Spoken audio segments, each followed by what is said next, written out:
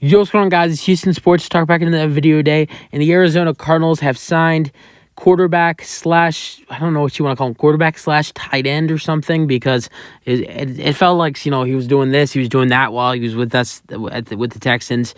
Jeff Driskel, who was with the Texans for 2 seasons the last couple of years, he did everything. I mean, he played quarterback, but he was the third string, so he got moved a transition to the tight end position in 2021. Never ever saw him do anything on the field as a tight end until last season with the Texans.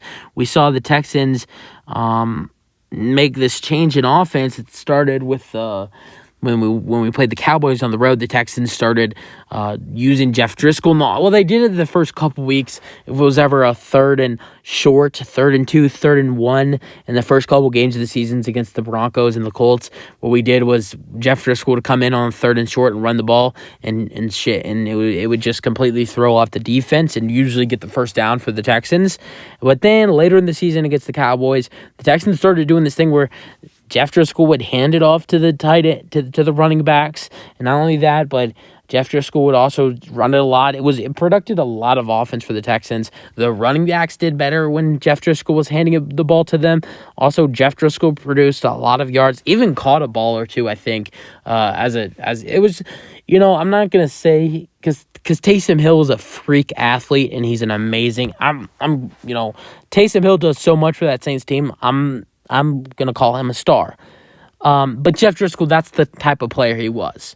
And I think it's kind of smart to do to develop a little bit of a Taysom Hill type player. And that's what Driskel was, starting to be like. Not as talented, but he was not as near enough talented as Taysom Hill was.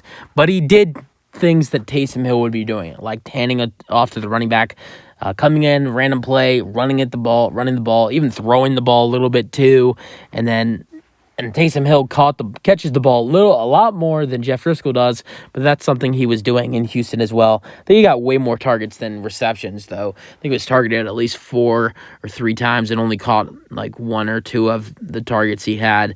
But that was just I honestly thought, for the Texans, I honestly thought it was a smart game plan the Texans had. But here's the question for the Cardinals. With this signing, what is this for you? Do you have the plans to bring him in as, what the Texans use with him in? I doubt it. If you look at it, the Cardinals, they have no backup quarterback right now. David Blau and Colt McCoy, free agents. Kyle Lowry. What the hell am I thinking?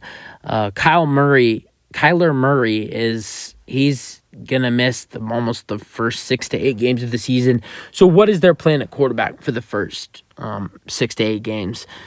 I like Jeff Driskel as an athlete. He's a decent athlete with, handing it off to the running backs, him running it himself.